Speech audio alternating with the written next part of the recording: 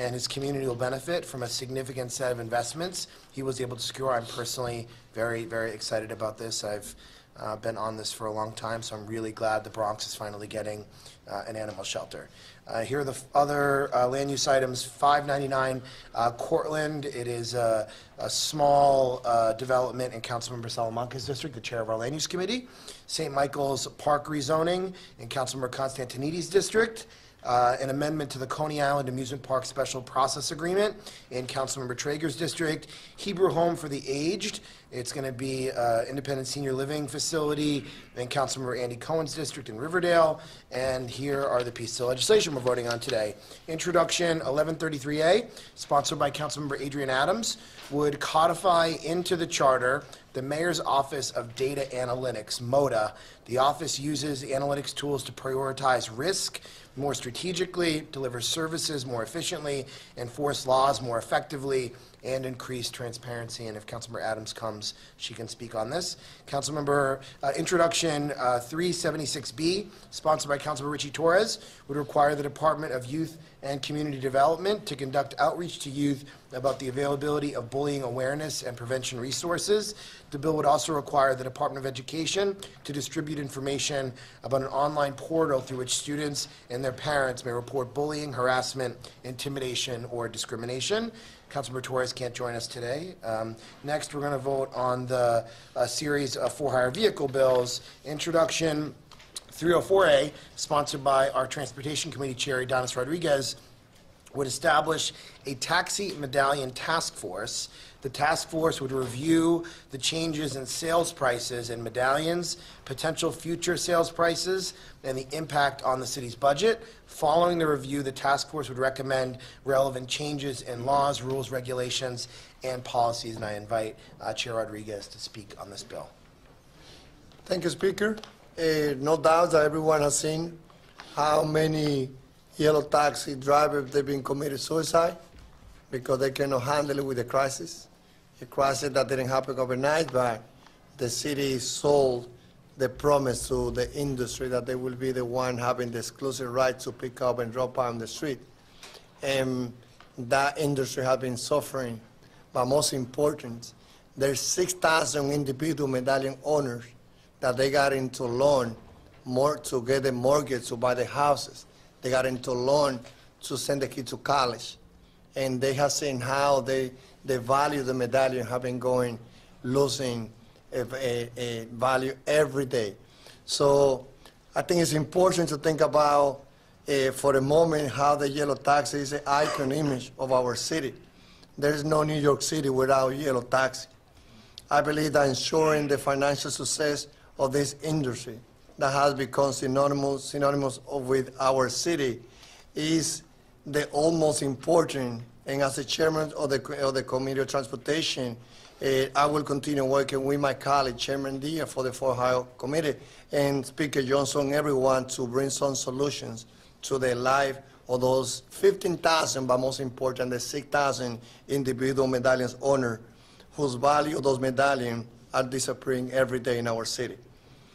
That financial success is increasing under the threat of medallion prices continue to decline, threatening not only the yellow cab industry, but our city transportation network and as a whole, and losing $100,000 and millions of dollars every year to our revenue because we have not been able to stabilize the prices of the yellow taxi medallions. The loss of value not only decrease the strength of our city's resources, but also decrease the value of the investments of so many in our city. By creating this independent task force, the members will be assigned to study and come back with recommendations on how we need to deal and bring some solution to the crisis or the loss of value of the yellow taxi medallion in our city. Hoy le damos las gracias al Speaker Johnson, a todos los concejales aquí, por ayudarnos a pasar una resolución que lo que busca es tratar de buscar solución a algo que afectan a todo el mundo, pero especialmente a los inmigrantes. La mayoría de las personas que manejan los taxis nuestros son inmigrantes, la mayoría de la parte South Asian, y nosotros esperamos de nuevo de que con el task force que estamos construyendo hoy, creando hoy, vamos a darles 6 meses para que ellos hagan el estudio y vengan para atrás con las recomendaciones necesarias que nos permitan a nosotros buscar solución a una crisis que le está quitando la vida a muchos de ellos cometiendo suicidio. Thank you. Thanks. Thank you, Giannis. We just spoke about Councilmember Adams' bill on the Mayor's Office on Data Analytics, and I want to invite her up to speak on this. Thank you very much, Mr. Speaker. Good afternoon. I'm very excited to announce the passage, or hopeful passage, of Intro 1197. This is, as they say, common sense legislation. This bill would codify into the charter of the Mayor's Office of Data Analytics. The Mayor's Office of Data Analytics is New York City's civic intelligence center, allowing the city to aggregate and analyze data from across city agencies to more effectively address crime, public safety, and quality of life issues. The office uses analytics tools to prioritize risk more strategically, deliver services more efficiently, enforce laws more effectively, and increase transparency, something that we all need and want these days. The office's core functions include collaboration with the city agencies to implement data-driven solutions to city service delivery issues, building a citywide data platform to facilitate data sharing, oversight of citywide data projects, and implementation of the city's open data law. The objective information received from this office is a valuable tool for the New York City Council and helps us to be more robust in our work. While the Mayor's Office of Data Analytics was created by Executive Order 306 under Mayor Michael Bloomberg, we must ensure that this office survives successive mayoral administrations, and I'm very excited about the vote this afternoon. Thank you very much. Congratulations. Thank you. And we spoke before you walked in, Councilmember King, about the Boroughs site in your district and the animal shelter, and I said how hard you've worked on this to negotiate a deal for your community. So I want to invite you up to speak on this. Well, I want to thank you, Mr. Speaker, and the administration. This was one of those challenging things that we in government have to negotiate and figure out how to make sure we're responsible as elected leaders in our communities to deliver on making sure whatever laws we get passed that we execute them effectively and efficiently. While some folks in the 12th District were not 100% happy, the 12th District did walk away with a victory, and the Bronx walked away with a victory, or were able to comply with the law. So again, I want to thank everyone who made this a possibility, and our animals will have a place to be taken care of, just like we have hospitals to take care of human beings. So for many of us, our animals, our pets are our best friends. So this is one case that I think we all can walk away with a smile. Thank you. Thank you, Mr. Speaker. And I like those Crocs. Oh, thank you. Oh, wow. Jeff Colton pointed them out earlier. Next, we're going to discuss Introduction 1062A, sponsored by Councilmember Barry Grodenchik, which would require drivers for her high-volume for-hire vehicle services to be paid for trips even when the payment transaction fails. For example, because the payment provider does not complete the transaction. I want to invite Barry up to discuss this. Thank you, Mr. Speaker. Thank you all. It's very simple. My district, I have many, many people who drive both yellow cabs and Uber and the other for hire services. And through anecdotal evidence and through visits from these drivers, we have found that many of them were getting stiffed, in some cases out of a lot of money, because they would drive somebody, pick somebody up in Midtown Manhattan, take them to JFK or LaGuardia, and then the credit card is no good. And so what this bill will do will make them whole, will prevent that from happening. It's a very, very simple remedy. And it will enable many New Yorkers to have a larger paycheck at the end of every week. So I want to thank the Speaker. I want to thank the Transportation Chair as well. And I'm very excited for the people who live in my district that will benefit from this. Thank you. Thanks. Thanks, Barry. And next is Introduction 1068A, which is by Councilmember Steve Levin, which will require the Taxi and Limousine Commission and the Department of Consumer Affairs to engage in financial outreach and education to taxi and for-hire vehicle drivers. He can't be here. Following that, Introduction 1079A, sponsored by Councilmember Donovan Richards, would create the Office of Inclusion within the Taxi and Limousine Commission. We spoke about this during the summer. Councilman Richards was very thoughtful and quick when we were discussing the issues surrounding Uber, and serious past and current instances of discrimination, folks not being picked up on the streets because of their skin color. And Councilmember Richards said we need to do something structurally about this. This office would compile and report statistics relating to driver demographics and discrimination against passengers and address issues relating to racism and discrimination in the taxi and for-hire vehicle industries. So we've been talking about this since the summer. I'm really, really glad we're doing this. We should have done this a long time ago. So I want to invite Councilor Richards up. Thank you. Thank you, and I'm proud to be here to speak about Intro 1079, which is the creation of the TLC's Office of Inclusion.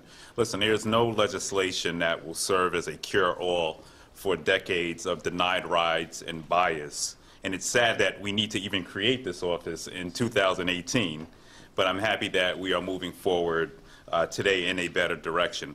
The new Office of Inclusion will report on driver demographics, discrimination against passengers, examine and address issues related to discrimination in the industry, develop policies and best practices to encourage greater representation of diverse drivers, and develop trainings to promote cultural sensitivity, among many other responsibilities. It will also be tasked with assessing the feasibility of a driver-to-driver mentorship and cultural awareness program, expanding public awareness around ride refusals, providing a mechanism to submit complaints directly to the TLC while also ensuring complaints are addressed and serving as a resource with people with disabilities. At the end of the day, we're all just trying to get to work or school and get home to our families and friends, and we shouldn't be denied that based on the color of our skin. Everyone attempting to use a taxi service deserves to be treated with the same respect, no matter what their race, gender, disability, or home borough is. It is my expectation that this office will help us achieve that standard. I'd like to thank Speaker Johnson, Legislative Counsel James Giovanni, and I want to especially thank Jason Goldman, who really was helpful in moving this along. Also, my legislative director, Jordan Gibbons, for all their work to help to bring this Office of Inclusion to fruition. Thank you. Thanks, Thanks, Donovan. Next, Introduction 1081A, sponsored by Councilmember Rafael Salamanca, would require the Taxi and Limousine Commission to provide assistance to drivers, including mental health counseling, financial counseling, and referrals to outside organizations for additional assistance. He'll speak about this, but you saw many of the issues that cropped up, and the suicides, tragic suicides we saw, was because of people being in distress. And we want to provide resources to individuals who are struggling and for them to know what resources are available. So I'm going to invite Councilmember Salamanca to come up and discuss this. Thank you, Mr. Speaker. Good afternoon, everyone. Intro 1081 is a direct response to the recent tragedies of the 6 New York City taxi drivers which committed suicide this past year. For months, the City Council debated the merits around the ride sharing, but one of the unintended consequences was just how severe these financial, emotional, and physical burdens would be on the drivers themselves. Many of the taxi drivers were and are immigrants, looking to provide for their families. They are hardworking people, working long hours to barely make enough to live on. And as you'll find in any job, they are stressors. But the incredibly isolating nature of their job, familiar pressures, and financial troubles were a particularly dangerous combination. The stigma around mental health illness is very real, and it cannot be understated just how important it is to not only bring awareness around it, but also encourage people to seek out and receive the help that they need. By requiring the Taxi and Limousine Commission to provide their licensed drivers assistance with financial counseling, mental health, and more, my hope is that thousands of taxi drivers can finally gain some relief and know that there is help for them. This bill is for all cab drivers in New York who have been suffering in silence, not knowing that they are going to pay their debt, feed their family, or keep a roof over their head. One life lost to utter despair and hopeless is one too many. Today's message is our city's way of taking action and doing something positive about it.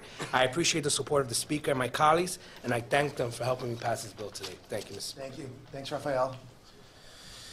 Next, introduction 1096A, sponsored by For-Hire Vehicle Committee's Chair Ruben Diaz Sr., would require high-volume for-hire vehicle services as part of their new licensing requirement to affirm that they will not administer any automatic deductions for vehicle payments from driver pay unless the deduction is optional and chosen by the driver. Chair Diaz is not here. And finally, in recognition of Veterans Day, the council will vote on several bills, all sponsored by Councilmember Eric Ulrich, that would create resources and services for our city's veterans. Our veterans have sacrificed nearly everything for our country, and we will continue to do so, and will continue to do so for generations to come. We owe it to them to ensure that they are taken care of and to make sure that we as a city are doing everything we can to protect them. Introduction 391A would require the Department of Veterans Services to provide benefits counseling services to veterans seeking assistance with federal, state, and city benefits that they may be entitled to based on their military service. The Department of Veterans Services would be required to provide counseling services in one location in each borough and at each newly created Veterans Resource Center. Introduction 394A would require the department to create official Veterans Resource Centers in each borough no later than June 1st, 2019, to provide benefits counseling services. Additionally, DVS would be required to provide a minimum of 20 hours of in-field and office service to veterans in each borough per week. And Introduction 396A would require the department to create a veterans resource guide with information on benefits available to veterans and their family members, laws affording special rights and privileges to veterans, protections and remedies given to veterans under the New York City human rights laws, available physical and mental health programs and resources, educational and training opportunities, and available sources of low or no-cost legal assistance. Councilmember Orange is not here, but I want to congratulate him. And that concludes our agenda for today's stated meeting. And we're all happy to take on-topic questions on all the bills and issues on the calendar today. Rich. I walked in a little late, so if you address Sure. it, I apologize. No problem. On the animal shelter Yeah. itself, the community board rejected it. So what happened here that the council is now opposing the community board and supporting this animal shelter? So I'm happy to let Councilmember King speak on this, of course. I'll just say generally, community boards very, very frequently oppose land use applications at the beginning of the process, and it changes over the course of ULURP from when the community board sees it to what ends up at the city council. That's what really the process is about, the negotiation and figuring out what can do to make the project beneficial for the community. That happens with every project. My community board opposes a lot of things, but when it gets to the council, typically they're in a better place. But Councilmember King can speak about this directly. Yeah, and just piggybacking on what the speaker said, day one, there was a conversation that was just presenting an animal shelter. The community board voted to support an animal shelter, just not at that location. Right. However, after the conversation changed and other things were added to, in addition to the neighborhood, before I even came down and said I was going to support it and vote it, I brought all this conversation back to the neighborhood, back to the district managers, back to the board members. And there was those who were emphatically saying no. So you know what? I can live with an animal shelter if we're going to get our youth center, something that the community has been fighting for decades and years. So, there was a change of heart, and that's how we are today. What was given back to the community that they didn't have when they voted it down? There was nothing. It was just the animal shelter. That was the only thing that was on the table, animal shelter. By day 5 of the conversation, there was animal shelter, youth center, beacon programs, senior breakfast program, traffic issues, rezoning issues. So there was a host of things that the neighborhood needed that are going to be taken care of as the conversation moved forward. So that's how we're at it yesterday. Thank you. Thanks, Andy. Anything else on these bills, Brian? Yeah, so on the taxi bills, as you know, there was another driver suicide a couple weeks ago, so this crisis is ongoing. Should we expect more legislation on this, or is this kind of the last batch of bills? No, there's another, I think, important package of bills that we're still working on, and we're working with the TLC and the individual members on those 3 bills that still we hope to get done, if not by the end of this year, hopefully the beginning of next year. is a debt bill reviewing the debt that has been created or that has accumulated for medallion owners. That's number one. That has been one of the major, I think, drivers of this crisis.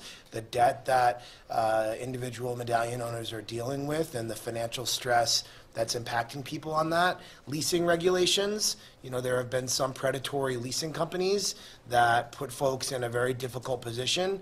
One of those companies that's been talked about in the press, we're looking at practices there and what legal authority we have to be looking at leasing regulations in the city. And the third is the health benefits fund for drivers who right now may not be able to get the coverage that they need for health insurance and other medical benefits.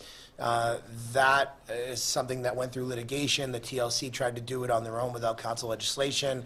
A court struck it down, saying it could only be done through legislation at the council. That's a bill that Councilmember Lander and I have been working on for a few years now, and we're making progress. So I think those are three more significant bills that the council's still working on, but all three of them were slightly more complicated than the great bills that we're voting on today, which is why they weren't part of this package.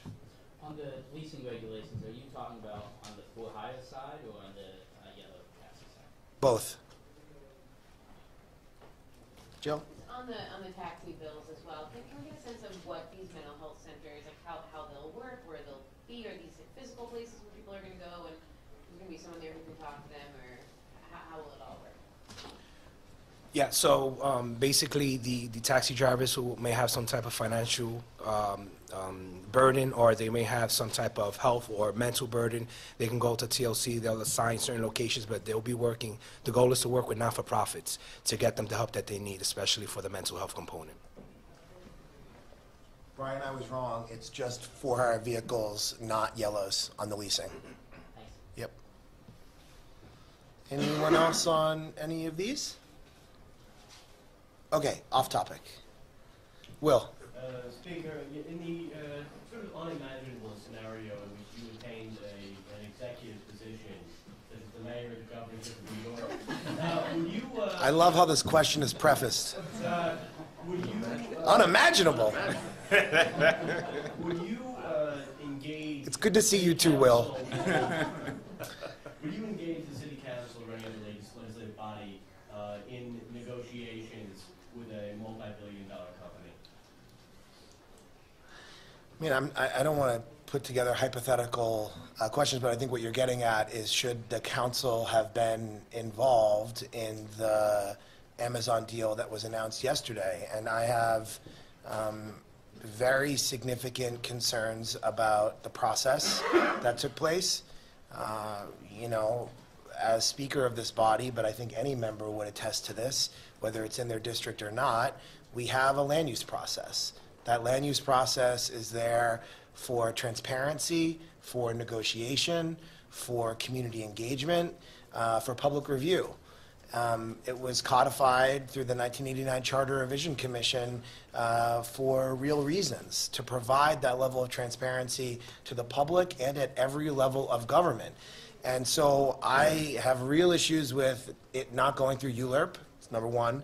I have real issues with the level of subsidy involved, and I think we have to have a conversation about the state subsidy that's been put on the table, as well as the non-discretionary city subsidy dollars through REAP and some of the other programs. Are those necessary programs? Through the Federal Opportunity Zone. Should Long Island City be included in the Federal Opportunity Zone, or does it not need to be extended to Long Island City anymore? I think this opens up a much bigger conversation, and it's a conversation that I think many of us would have been like to have been included in, and we still want to be included in it. The council is the municipal legislature of this city with serious charter-mandated powers with regard to land use and oversight, and we take those powers seriously, both as a body and as individuals whose districts this may occur in.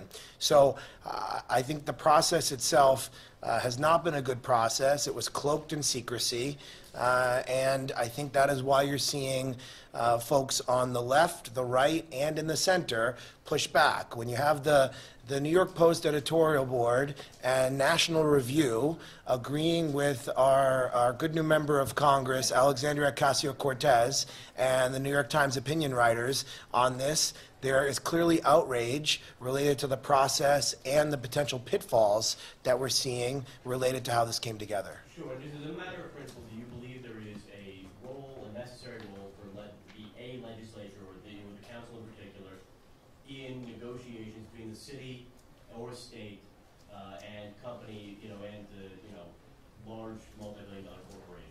Is there on principle a necessary role for the legislature? It depends. I can't say broadly. It depends on the individual site. If it's a site that involves public land, which this site does, that comes into the ULURP process. So of course, it involves public land. It involves city resources and dollars. I mean, what I read yesterday related to pilot payments, where there's going to be payment in lieu of taxes going to an infrastructure fund for the surrounding community and neighborhood.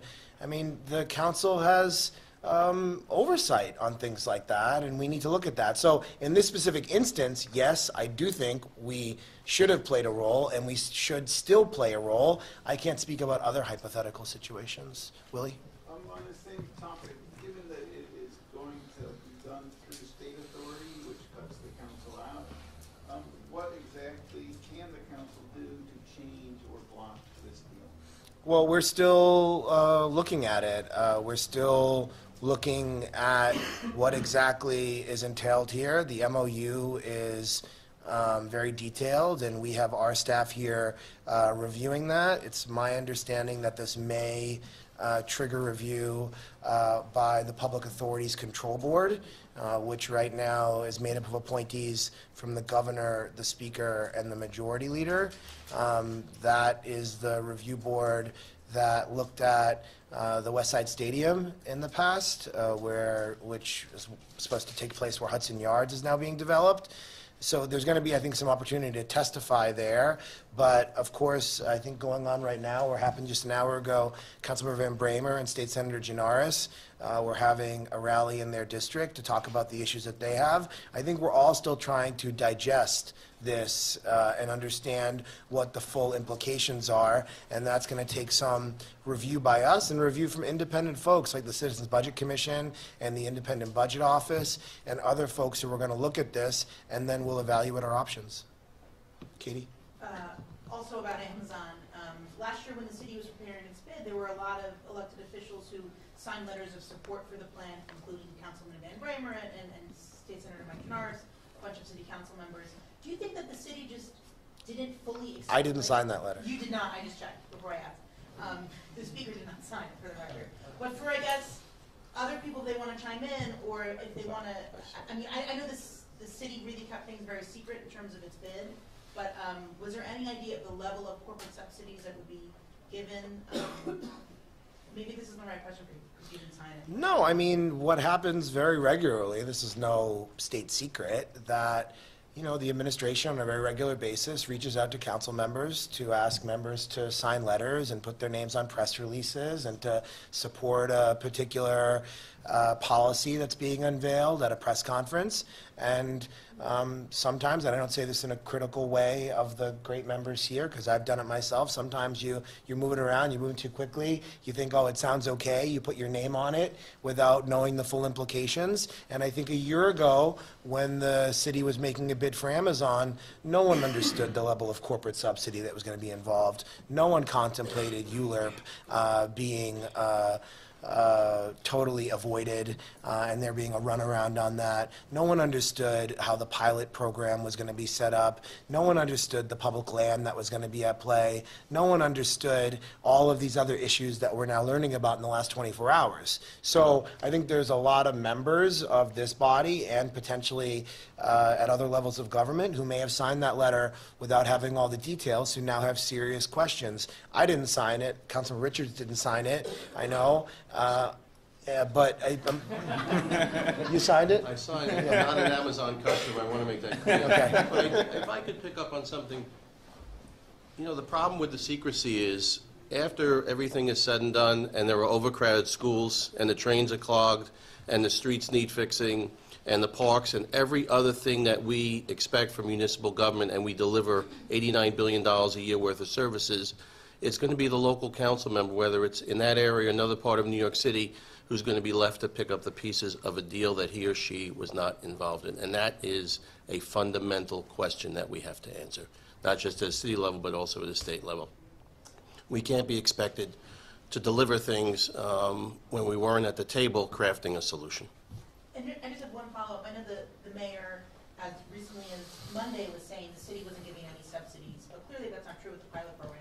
Do you think the mayor has misled the more than 8 million residents when he said one thing, when in reality there's 1.3 billion estimated subsidies coming from the city for Amazon? Well, it's complicated because those are subsidies and programs that anyone could have qualified for, so they weren't given out in a discretionary way to Amazon. I think it creates the much bigger conversation.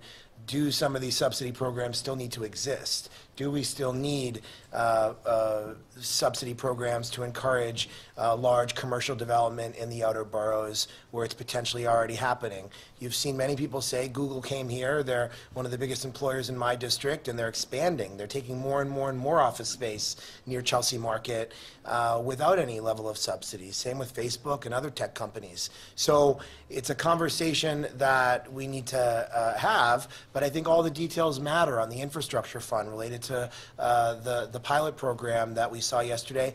And there were two other major sites adjacent to the Amazon site. There was the Plaxel site to the south, and a city-owned site that went through an RFP, a TF Cornerstone site with a Department of Education building that's used to prepare meals for kids in New York City. Those two sites were separately in pre-certification about to go into ULURP sometime soon, and there was going to be a community conversation in Long Island City with the council member and community board and borough president. What I'm reading is they folded those two large-scale sites into the general project plan so that there's no ULURP, not just on the Amazon site, but these two other sites that were being contemplated next to it, where the council member has been having conversations for years about those sites. So that is an issue. I mean, I think it is, I think that the governor and the mayor had really good intentions. They were trying to do something that had economic impact and opportunity for the city of New York. But I feel like most of the cities, and especially us as finalists, I think something's fundamentally wrong when you're giving this much money away and public land away, and it is cloaked in secrecy. No one in city government should be signing secrecy agreements where they can't discuss a deal that involves billions of public dollars and public land where there's no review on it. I mean, that is why we have checks and balances. That's why we have a legislature. That's why we have different levels of government. That didn't happen here. And I think that's why you've seen the pushback, because people weren't able to participate in a conversation and feel bought in to what the deal was going to be. If this had come out, maybe Amazon wouldn't have come, maybe they would have come. I don't think they're coming here just because of the subsidy. We saw last night different states release that Pennsylvania said they were willing to give, I think, $7 billion in subsidy. Tennessee was going to give billions of dollars. There were other states that were offering subsidy. They're coming here because we're New York. They're coming here because we are New York City. We have the highest number of talent. We have housing, we have access to transportation, we have all these things. And then there are other issues related to what is this going to do to the rents in the surrounding neighborhoods, what's it going to do for displacement and gentrification. There are many issues that are still at play, and we haven't had the opportunity to review those things. So now we're going to start asking those questions. Gloria. Thank you. You talked yesterday about how you hadn't been briefed on any of these plans. Have you been briefed yet? And you're talking about the secrecy of the NDAs. Do you know how many people were required to sign these NDAs? No, I don't know that. I had a very brief conversation with the mayor in Puerto Rico where he mentioned to me that this was a possibility, but we didn't get into details, and he was giving me a heads up, but you know, there was no, I didn't know the amount of subsidy, I didn't know kind of about Plaxel and the pilot program and the TF Cornerstone site, and I didn't know any of that, and so I asked for some numbers and analysis to understand whatever the city was given, how is it going to come back to us years from now to economically benefit the city?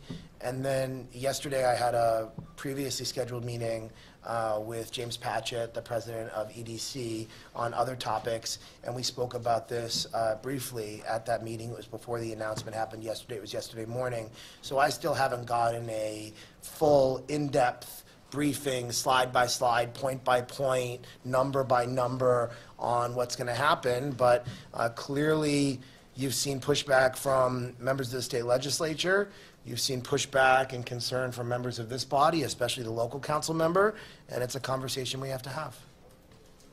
Jeff? You've expressed all these concerns about the Amazon deal, but what specifically is the city council going to do? Like, what oversight do you have? What powers do you have? Have you thought about that? Like, is it enough to just denounce the deal? What specifically? We're still contemplating it.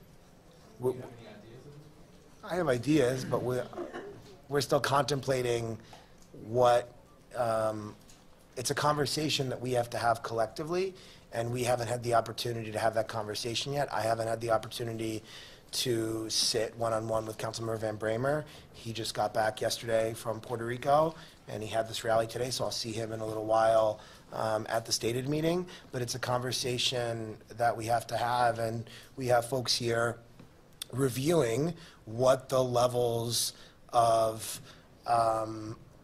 approval are moving forward. I think one new piece of information is the Public Authorities Control Board, because there are capital grants involved here at the tune of $500 million, $500 million from the state. So there are going to be other opportunities for the council to participate, though I still cannot defend and do not support avoiding our charter mandated ULURP process.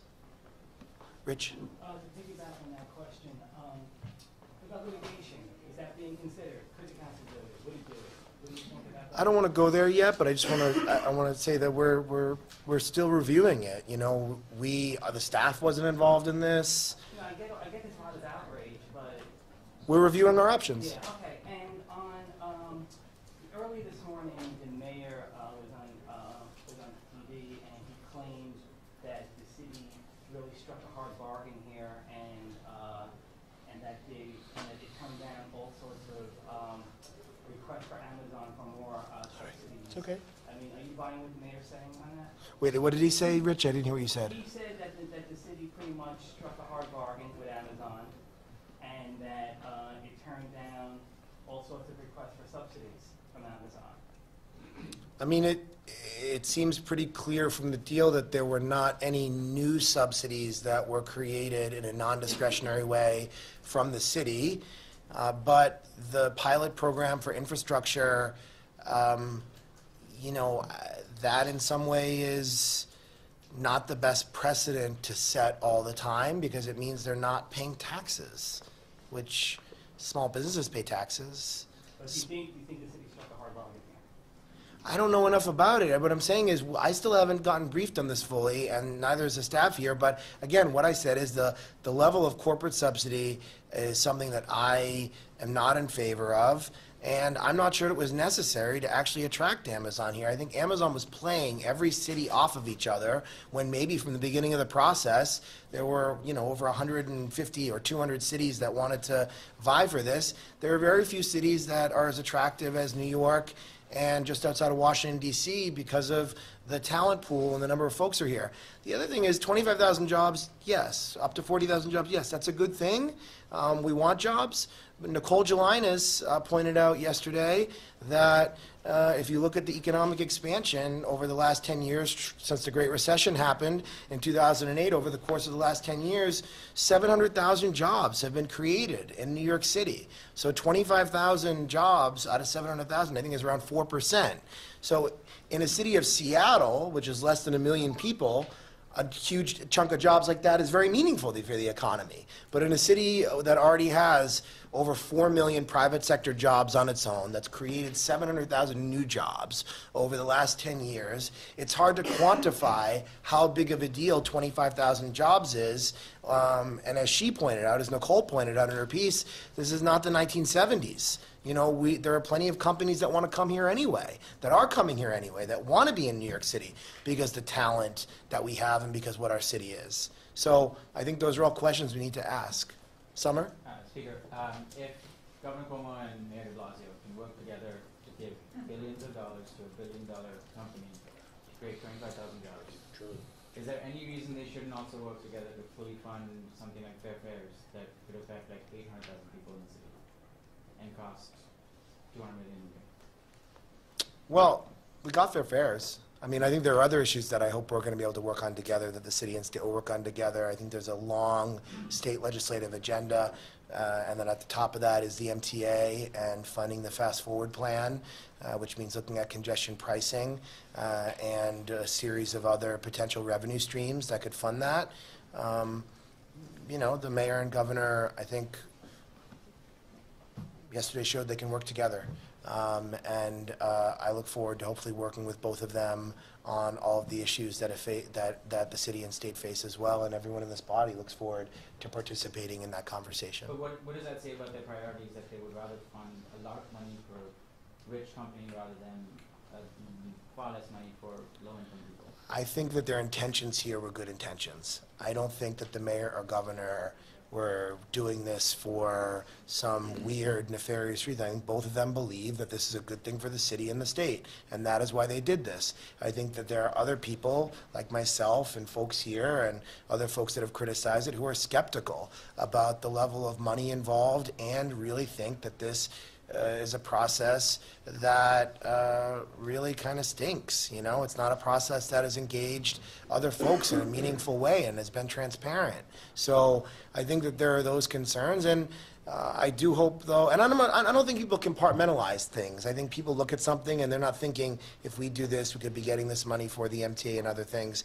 You know, let's hope a recession doesn't come anytime soon, because $3 billion is a lot of money. And we have very significant needs in New York City. The mayor's talked about the housing crisis we faced since he ran for mayor. We want to create more housing, especially low-income housing and housing for people who are currently homeless, and those are things we're going to push on. Yes? So do you think there is any way that Amazon could be good and could work for this city? I'm not saying I don't want Amazon to come. I'm saying there needs to be a process. If public land is involved, if public dollars are involved, there needs to be a public review process that has a conversation around that. We're happy to have Amazon come here if they want to come here. I mean, I have concerns about how they've treated workers in the past and their labor records, but, you know, we want to create more jobs here. We just think that there needs to be an open and transparent process. Yes, sir. Non-Amazon question for you, if you don't mind. Sure. I was wondering if you're concerned at all with the precedent the Department of Education set by shutting down bathrooms in the Bronx as opposed to addressing the vaping problem at the Bronx Science High School in a different way. Honestly, I don't know enough about it, but I'm happy to get back to you. Was it, whose district was it in? Councilman? It was in Andy Cohen's. It was Andy Cohen's district. Well, I'm happy to look at it and get back to you. I don't know enough about it. Fair enough. Jeff? So I'm just reporting out the tweet here, but Greg Smith said that the federal judge just denied the consent decree for NYCHA. Did you know about that or expect that to happen? And if so, any immediate response?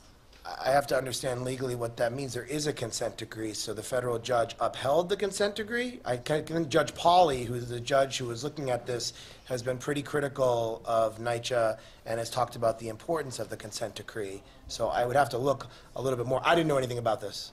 The judge has to approve it. So it was the consent decree is the settlement proposal, Yes. right? So that big hearing he had and everything, he was critical of it, and no matter what, he has to sign off on it to have this settlement to make it go forward. And he wouldn't sign off. He didn't sign off. Yeah, I mean, that's not surprising given all the NYCHA residents who showed up at that hearing from across the city, and also the open back and forth that the district court judge had with NYCHA about the continuing concerns in place. So I don't think it's very surprising. So it sounds like an opportunity to basically just get NYCHA to do more. I think that's probably what Judge Pauly is looking at, yeah. Willie? Public advocate, do you support eliminating the public advocate's job or having a referendum to let people vote? Well, luckily, I get to be public advocate soon. For 45 days, I get to be acting public advocate, which means I get to open up the hood of that truck and look inside and see what's going on. And so at the end of those 45 days, I'll report back. And run for the position? No. Jill. Yeah. Are you seriously saying that you're going to set aside your Not setting aside time. responsibilities as speaker, which is a full-time job, and It's more than one full-time job. Yeah. Any of these people have more than, this is a, and exercise the role of public advocate during that time? we have been contemplating since the primary what this council is going to do over the course of those 45 days with the Public Advocate's Office, which means that some professional staff here are going to come up with potential ideas and to look at the office and try to understand if there are better ways to improve things. I think Tish James has done a great job as public advocate, so this is not being critical of her. It's just to have a kind of deeper conversation and to look at the office as a whole. And so I want to kind of reserve judgment until I have the opportunity to do that. But I am continuing to spend days here at the council and not at the municipal building over those 45 days. But we're going to make sure that there are good folks. Technically, I am the acting public advocate, but we're going to make sure that there are good folks that are shepherding and being good stewards of that office over the course of those 45 days. Jill? Do you think that that the city should help Jeff Bezos get a helipad in Long Island City so he can... Hell, no. How do you think he should get to Long Island City? He should, take the E train or the 7 train to Court Square and get off. Do you know where Jeff Bezos will live, and any, is there an idea of where he would live in perhaps Councilman Greenwich's district or something? If he has child-aged children, I would recommend that we have the best schools. Far Rockaway is definitely open. That was the joke. Anything else you want to say, Barry? That's enough, Mrs. Speaker. Yeah. Lori? Can you give us an update on where the legal defense fund proposal is at in the council? We reported this week that the mayor has been urging the council to get this done. Do you have an update? I don't have an update. There have been conversations related to this, and again, I think I said this when I was first asked about it earlier this year. I don't remember which month, May or June, here at one of these press conferences, that fundamentally, if you look at what happened to our friend and colleague Debbie Rose, which she had to deal with a politically motivated prosecution for more than 6 years, which ended in all charges being dismissed, and the special prosecutor involved ended up making more than $500,000 off of the case, and she got charged with nothing, but was left, excuse me, but was left with a gigantic amount of legal bills, which now she doesn't really have a mechanism to pay off, or it would take years to pay off with the $50 limit that Coib talked about. I think this is an unregulated, uncharted area that we want to look at in a responsible way to figure out what is a thoughtful framework to set up for any person in elected office, not just 2 folks like the mayor and Debbie who are still having to deal with legal bills, but anyone who runs into this in the future, and that's what we're trying to strike the balance on. So would you be supportive of that kind of legislation if it were to be drafted in the council? And do you think the mayor is going to be using the Debbie Rose scenario to help along his own? No. I understand why Debbie Rose has a hard time paying off the legal bills, but... No, I don't think the mayor, no, and the few conversations I've had with the mayor, he's never raised Councilman Boroughs in those conversations, so I don't think the mayor's doing that or trying to use that. I think, the Coib opinion that came back and said $50, they said in the opinion, the council can legislate this.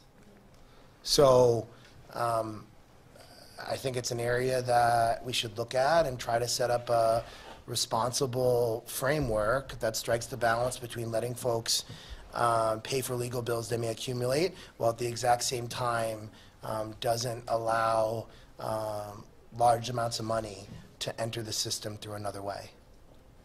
Last question? Will? Is it really the role of the taxpayer to bail out politicians who are paid six figures, who happen to have run afoul of prosecutors and investigators? We're talking about not taxpayers. But the legal defense fund will be privately raised. Okay. It wouldn't be taxpayers. Anyone else?